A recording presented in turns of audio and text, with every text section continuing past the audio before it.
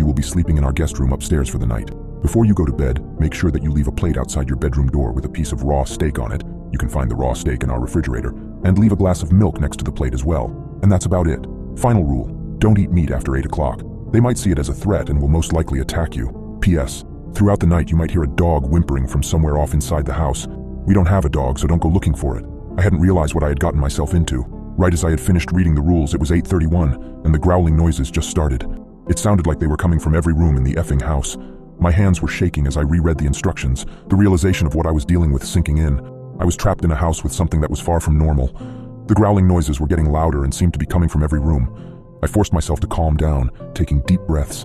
I had to follow the rules no matter how bizarre they were. Over the next few hours, things only got stranger and more terrifying. The growling turned into scratching, and sometimes I would hear what sounded like a soft whimpering, like a dog. But I remembered Mrs. Collins's postscript. They didn't have a dog. I stayed in the living room, keeping the lights on as instructed, and waited. The urge to go down to the basement was strong, but I fought against it, going into the kitchen and gulping down glasses of milk. Around 10 p.m., I heard the sounds of footsteps in the basement, but I didn't go down there. I stayed put, watching TV to distract myself from the cacophony.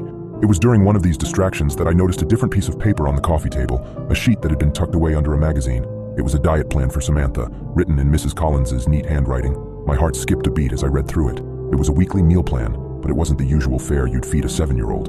Liver on Monday, kidneys on Wednesday, heart on Friday. It was a diet composed of human organs. My stomach churned as the horrifying truth hit me. Samantha wasn't just some ordinary child. She was something else. As the realization dawned on me, I heard a loud crash from upstairs. It sounded like a door being broken down. The noise was followed by the soft padding of feet on the staircase. Samantha. I could hear her humming a lullaby as she descended, her voice echoing through the eerily silent house. My heart pounded in my chest as I stood rooted to the spot, my mind racing. I thought back to Mrs. Collins's instructions, her insistence that I follow them exactly. But it was too late for that now. I had made a terrible mistake, and now I was about to pay the price. I could hear Samantha getting closer, her humming growing louder. It was then that I realized the horrifying truth. I wasn't here to babysit Samantha. I was here to feed her. I was the meal.